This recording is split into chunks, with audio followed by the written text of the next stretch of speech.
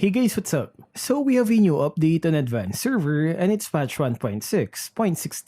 First on our list is Fanny. The developers lowered the energy requirement for her first skill by 7 points. Sounds good, right?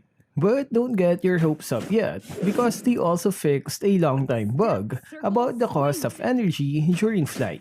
And because of this, she will now regenerate less energy when hitting multiple heroes just like this. As you can see, the advanced server version has less energy after a wall spam. But if you're going against a single target, you get more energy just like this. So I guess she's better when against a single target. What can Fanny users say about this change? Next is the nerf on Lancelot. They increased the mana requirement in the early game for his first and second skill. This will make him buff dependent at the early stage. The mana requirement at late game is lowered, which is quite useless since by then, he already has built items for mana regen. So maybe you should start invading Lancelot's jungle after this update. Next is the nerf on X-Board. His first skill will no longer inflict slow effect when the temperature of the target has reached the limit. Is it time to say goodbye to X-Board jungler? Next is the nerf on Saber. His passive skill now has a weaker effect in the early game. They lowered the armor reduction in the early levels, but it remains the same at late game. In exchange, they increase his HP growth by 15 points. So weaker damage in the early game, but more HP at late. Next is Granger. They adjusted the buff they gave last week on his first skill. Removed the 25% damage on jungle creeps and replaced it with a flat 50 points of damage. This improves his early jungling but not so much at late game. Next is the nerf on Tigreal. They adjusted his HP and physical defense stats by lowering their base and increasing their growth. It means his early game now has less defense and HP, but he becomes tankier at late game.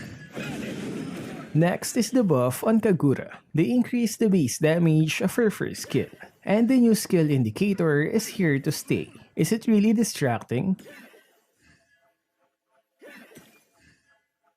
Next is the increased damage of Matilda's first skill. They added 10 points on all levels. Next is the buff on Phoveus, plus 40 points of damage on his ultimate. Next is the buff on Wanwan. They added 20 points of damage on her first skill. Next is the buff on Argus. His ultimate will now last for 4 seconds instead of 3. To make things balanced, they had to increase the cooldown by 5 seconds. Remember, this version still gives him immunity to slow effect. So I guess it's not so bad after all. From 5 seconds down to 4 with slow immunity and shorter cooldown. Next is Eve. Lower extra damage from her first skill. According to the developers, it's a way to balance the mobility she gets from the skill. Next is Nathan. Swapping clones can only be done once with his ultimate. The cancellation distance is increased by 1 yard, and swapping with clones will also reduce the cooldown of his first and second skill by 50%. Next is the buff on Alus. He can now get enhanced basic attacks if his second skill hits minions. Previously, you can only do that against heroes and jungle monsters. Now it's easier to clear lanes and collect stacks when minions are near. Next is Bruno. He was a bit too strong from the update last week, so they lowered the range of his basic attack. It's still a buff if we compare this to official server because his original range is only at 4.9 yards. Next is Florine. She now has a new voice and her model is complete. Let's make the whole world green and lively.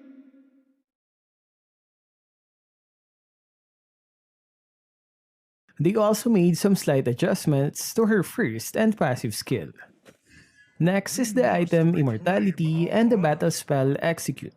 The developers wanted Immortality users to have a chance to survive against the spell Execute, so they made some adjustments. They lower the base damage of Execute and increase the HP gained after resurrecting from immortality. So I guess you can now survive after resurrecting just like this. Last one is the new item icons. There's also this new potion which you can use to remove the throw forbidden effect. So what can you say about the update? Which part did you like the most? Let me know what you guys think in the comment section. That's all for this video. Stay safe and thank you for watching.